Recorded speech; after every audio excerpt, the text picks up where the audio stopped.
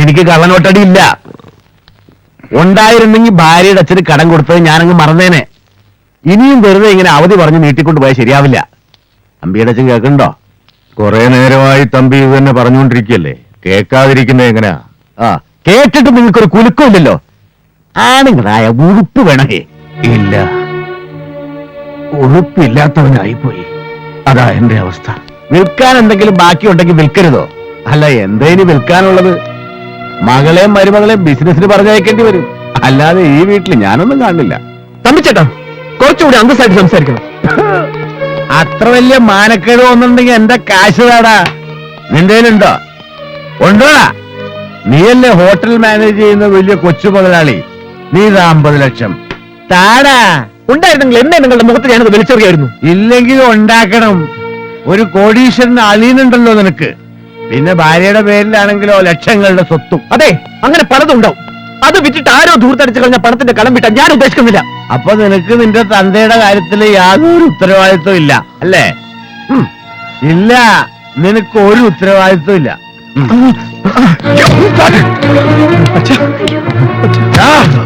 നിനക്ക് ഉത്തരവാദിത്വം ഇല്ലെങ്കിൽ പിന്നെ നീ എന്തിനാണ് അതിലിടപെട്ടത്? ഞാൻ അയാളുടെ മുഖത്ത് വിസ്കി വയ്ക്കും. ചിലപ്പോ 3 വർഷം വരും. വിളിച്ചുകൊണ്ടുണ്ട് ഇയാളെ. ഫ്രോഡുകളാ, കള്ള ഫ്രോഡുകൾ. എന്നെ വഹിക്കാൻ നടക്കുകയാണ്. കാശ് മേടിച്ചു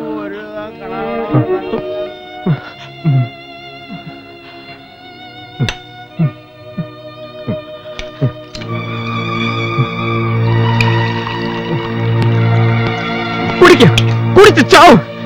എല്ലാം വിറ്റ് തെളിച്ച് ഈ നിലയിലാക്കിയിട്ടിരിക്കുന്നു. Get lost here.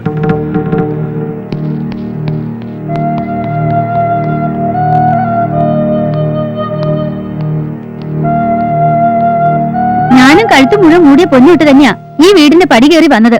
അതിനു പുറമെ പണമായിട്ട് എന്റെ അച്ഛൻ കൊടുത്തിരുന്നു. അതല്ല ഈ വീട്ടിലെ കടങ്ങൾ വീട്ടാൻ വേണ്ടി ഗിരിയേട്ടൻ എടുത്തോണ്ട് പോയി. തികയാതെ വന്നത് എന്റെ ഷെയറായി അച്ഛൻ എഴുതി വെച്ച് പ്രോപ്പർട്ടി വിറ്റിട്ടും വീട്ടി. ഇയാളുടെ മുന്നിൽ പൊങ്ങച്ചം പറയുന്നല്ല, സത്യ. ചോദിച്ചു നോക്കാലോ നന്ദനോട്, നന്ദൻ പറയും. രാജി ചെയ്തതൊരു ഭാര്യയുടെ കടമയാ. അതിലിപ്പോ ഒട്ടും വിഷമം വിചാരിക്കുകയും വേണ്ട. ചേച്ചി, ഞാനിപ്പോ എന്താ വേണ്ടത്? എനിക്കറിയാഞ്ഞിട്ടാ. നിങ്ങൾ പറഞ്ഞു തരൂ. ഞങ്ങൾ ഉപദേശിച്ചു തരണോ? തനിക്ക് ചിന്തിച്ചാൽ അറിഞ്ഞൂടെ എന്താ വേണ്ടെന്ന്?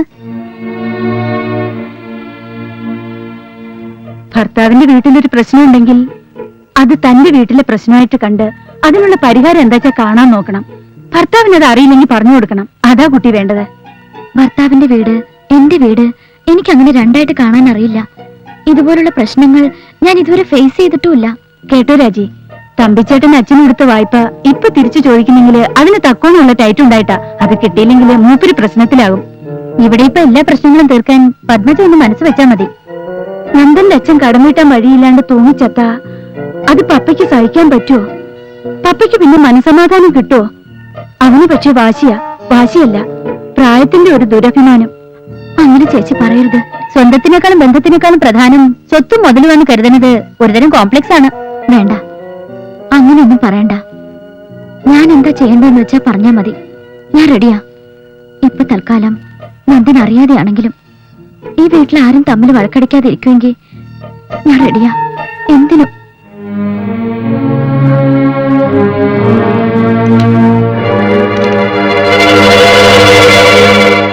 അച്ഛാ, അച്ഛൻ വിഷമിക്കണ്ട കേട്ടോ. തമ്പിച്ചേട്ടന് കൊടുക്കാനുള്ള പണം നമുക്ക് കൊടുക്കാം. എന്റെ പേരിലുള്ള പ്രോപ്പർട്ടീസ് പ്ലെഡ്ജ് ചെയ്താൽ മതി, പണം കിട്ടും. അയ്യോ, മോൾ എന്തായി പറയണേ? വേറെ എന്താ ചെയ്യാച്ചാ? ഏട്ടനോട് പറയാന്ന് പറഞ്ഞപ്പോ തമ്പിച്ചേട്ടൻ അമ്പേ ചേച്ചി സമ്മതിക്കുന്നില്ല. വിൽക്കാൻ എന്റെ കയ്യിൽ ഒന്നുമില്ല. പണയം വെക്കാൻ ഈ വീടും ഹോട്ടലും എല്ലാം പണയത്തില. ഞാൻ തമ്പിച്ചേട്ടന്റെ അമ്പേ ചേച്ചിയുടെയും കൂടെ പോയി ചില ഡോക്യുമെന്റ്സ് സൈൻ ചെയ്ത് കൊടുത്താൽ മതി.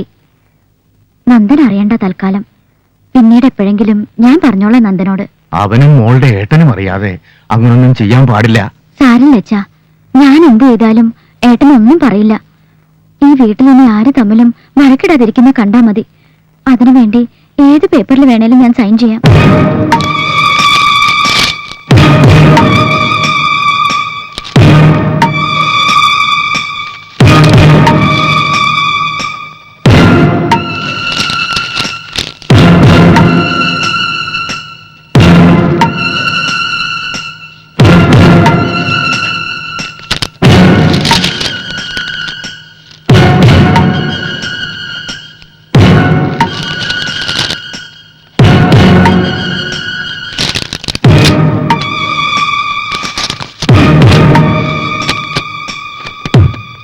എന്നാ ഇനി അംബിക പപ്പയായിട്ട് പോ, ഞങ്ങൾക്കൊരു ഇത്തിരി കാര്യമുണ്ടേ.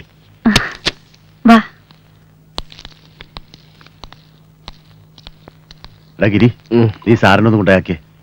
അപ്പൊ സാറേ, എല്ലാം പറഞ്ഞതുപോലെ നമുക്ക് വൈകിട്ട് ക്ലബ്ബിൽ കാണാം. ഓക്കെ, പോവാ.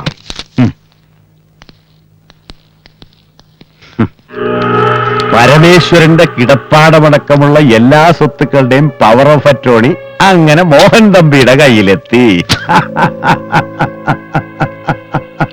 വിറ്റ 7-8 കോടിയാ. വിൽക്കാൻ വരട്ടെ.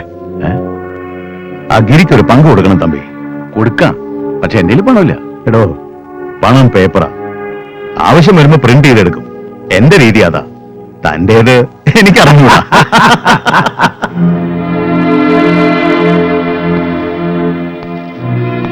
പപ്പയൊന്ന് ഫോണിൽ കിട്ടാൻ ഞാൻ ഒരുപാട് ശ്രമിച്ചു.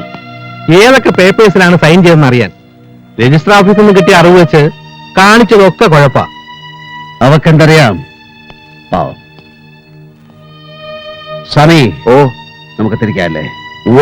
ഇനി വൈകാതെ അവിടെ എത്തുകയായിരിക്കും നല്ലത്. അല്ലേ? അപ്പോ റെഡി.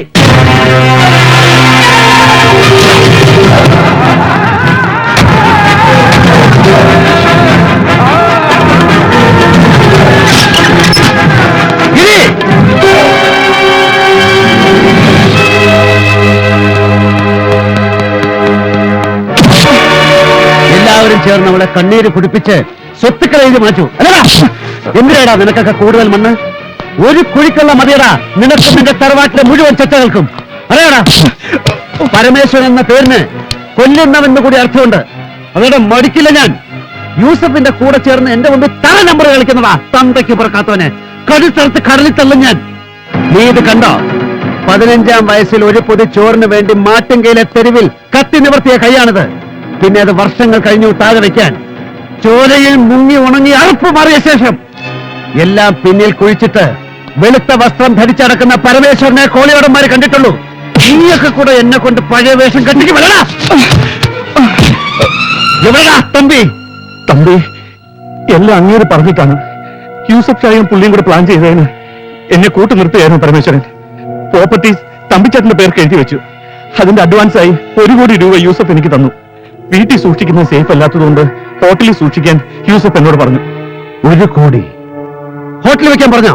ഉവ്വ്, നന്ദന്റെ ഓഫീസ് റൂമിലെ ബ്യൂറോയിലുണ്ട്. Please sir.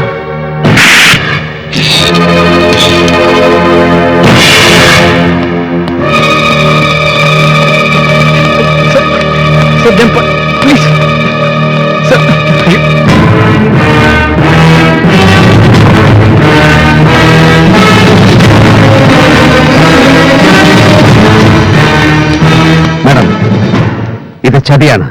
അവൻ നിരപരാധിയാണ്. ഓ, ഇയാളുടെ ബ്രദറിലാണല്ലോ അവൻ. കൊള്ളാം, ക്വൈറ്റ് നാച്ചുറൽ. ഗോൾഡ് സ്മഗ്ലറുടെ അളിയൻ കള്ളനോട്ട് ഇടപാട് നടത്തുന്നു. ഇനി ആരൊക്കെയുണ്ട് തന്റെ ബന്ധുക്കൾ? അണ്ടർവേൾഡ് ആക്ടിവിറ്റീസുമായി ജീവിക്കുന്നവർ. മാഡം, ഇതിന്റെ പിന്നിൽ മറ്റാളുകളുണ്ട്. എനിക്ക് തെളിയിക്കാൻ കഴിയും. വിത്ത് proofs. Get lost with the bloody proofs. 1 കോടി രൂപയുടെ കള്ളനോട്ടുകളാണ് അവന്റെ ഓഫീസിൽ നിന്ന് പിടിച്ചെടുത്തത്. ബാക്കി കഥകൾ ഞാൻ അവനെ കൊണ്ട് പറയിച്ചോളാം. ഇൻസ്പെക്ടർ, അവൻ എന്റെ ഓഫീസിൽ കൊണ്ടുവാ.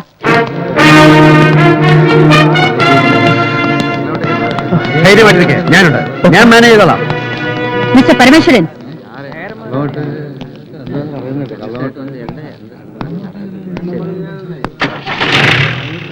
വെറും 4 വർഷത്തിനുള്ളിൽ ഈ നഗരത്തിലെ ബിഗ് ഷോട്ട്സിന്റെ ലിസ്റ്റിൽ കയറി പറ്റിയ ഒരു പ്രോപ്പർ ബാക്ക് ഹിസ്റ്ററി ഇല്ലാത്ത പരമേശ്വരൻ എന്ന പകൽമാന്യന്റെ ഇമേജ് വെട്ടിക്കീറി പരിശോധിക്കാൻ ഇതൊരു കാരണമാവുമെങ്കിൽ, അതുവഴി ചില സത്യങ്ങൾ പുറത്തു വരുമെങ്കിൽ എങ്കിൽ കൊള്ളാം അല്ലേ? Let's see.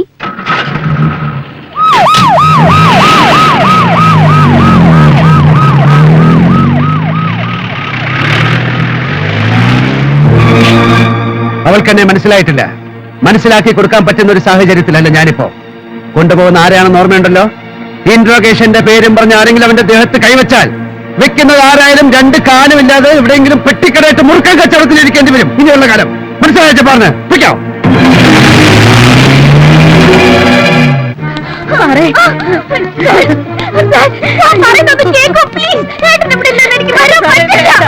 പക്ഷേ എന്റെ ചേട്ടൻ വന്ന് അനുവാദം വാങ്ങാൻ ഞാൻ നിന്നെ കെട്ടിക്കൊണ്ട് വന്നല്ല. You get me. നിന്ന് കിണങ്ങാത്ത വണ്ടി കയറി. ചെയ്യില്ലേ?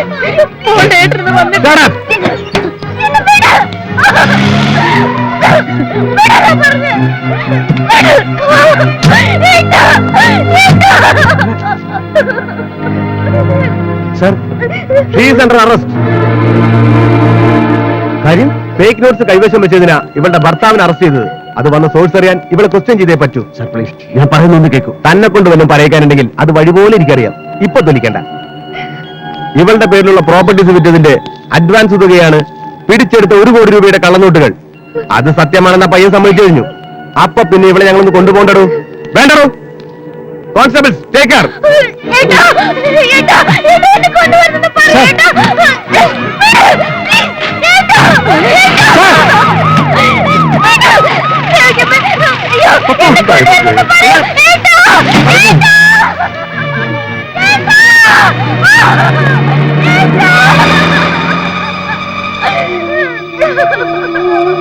അയ്യോ, എന്തായത്? എന്താടോ സ്വാമി ഇത്? ഞാൻ എന്താണോ കണ്ടത്? എന്റെ പപ്പയെ പോലീസുകാർ പിടിച്ചുകൊണ്ടുവന്നത് താനും കണ്ടോ? ഇതിനാണോ ഞാൻ അവളെ പൊന്നുപോലെ പൂച്ചി വളർത്തിയത്? ഇതവൾ അനുഭവിക്കേണ്ടതാണോ? ഞാൻ കാരണം ഞാൻ എന്റെ തെറ്റുകൾ.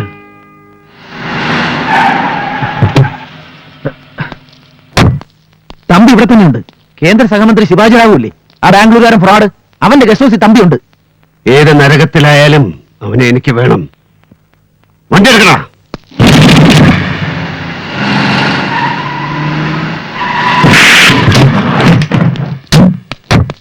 क्या रे, मुझे पहचाना नहीं? मैं शिवाजी राव का पुराना दोस्त हूँ. वो अंदर है. चलो तंबी. कौन हो तू? मेरा बंगला का अंदर आने को ताकत कहां से मिला? क्या समझा तू? मैं शिवाजी राव हूँ, गरीब ब्लॉक का एक ही मंत्री, सिर्फ एक लायक हूँ. मेरे साथ खेलेगा ना, तेरे को खत्म करूंगा, समझा? कृष्णा എന്തേ ബോൾത്താ കോപ്പിലെ ബോൾത്താ. 60ന്റെ മിഡിലിൽ മട്ടന്നൂരിന്ന് മംഗലാപുരത്തെത്തി കരിക്ക് കച്ചവടം നടത്തി കാർവാർ വഴി ബോംബെയിലെത്തി നാരൂഭ എന്ന വ്യഭിചാരപ്പുര മുതലാളിയുടെ കയ്യാളായി കൂട്ടിക്കൊടുപ്പിന്റെ നല്ല കൃഷിയിടം രാഷ്ട്രീയമാണെന്ന് മനസ്സിലാക്കി മഹാരാഷ്ട്ര രാഷ്ട്രീയത്തിൽ ചുരുങ്ങിയ കാലം കൊണ്ട് കൊഴുത്തു മുറ്റിപ്പൊങ്ങിയ പന്നി. നിനക്ക് ഗോസായി ഭാഷയിലെ നാക്ക് വളയ്ക്കാൻ കഴിയും അല്ല? ഉസ്താദ്, എന്തു വേണം പറ, ഞാൻ എന്തു വേണം? നിന്റെ കാലിനടിയിൽ അഭയം തേടി വന്ന പട്ടി എനിക്ക് വേണം. തമ്പിയെ, തമ്പി.